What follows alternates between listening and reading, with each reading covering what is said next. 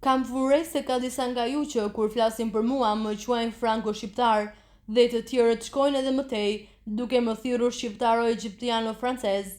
Kjo mund të lidhet vetëm me shqiptarët të cilëve nuk u ka mbetur asgjë nga shqiptarizmi apo rrënjët e tyre. Pse të mos më quani Pellas Golo Gjoku shqiptar që jeton në Francë? Çfarë po bën Franca apo Egjipti në zanafillën time stërgjyshore? Unë kam lindur shqiptar, kam folur gegënishten që në Djep, kam mësuar të shkruaj shqipen, të skërishten sepse mësuesi ishte nga jugu, në moshën 6 vjeçare, me prindrit e mi, vëllezërit dhe motra ime, kemi folur gjithmonë shqip, një gegënishte të pastër, si dhe me komunitetin shqiptar shumë i rafenuar në Egjipt, pastaj në Francë dhe kudo tjetër, dhe sidomos do të vdes shqiptar. Unë jam rritur dhe edukuar në bazën e traditave të kulturës shqiptare sikur të isha në Shqipëri.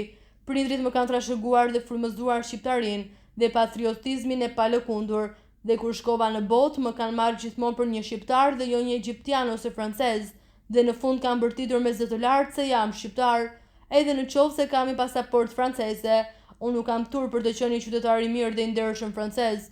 Unë mund të them gjithnjë atyre njerëzve që po përpiqen të shmangin apo të shtrembërojnë kuptimin e saktë të gjërave. Unë jam ndoshta më shumë se shqiptar, se sa janë ata që largojnë nga edukimi i rrept shqiptar që unë kam. Unë po përpiqem të kuptoj pse këta njerëz nuk bien dakord i thonë gjërat drejt në faqe për të thënë që jam shqiptar. Mos me thënë këtë sinqerisht dhe haptazi, në këtë mënyrë ajo mund të thotë për mua një farë përbuzje ndaj meje, ose xhelozi ose mungesë edukimi dhe sjellje, ose një mosnjohje të shqiptarizmit të vërtet.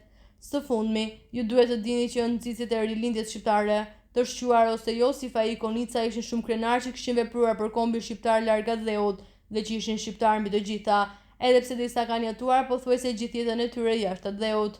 Faleminderit për mirëkuptimin tuaj.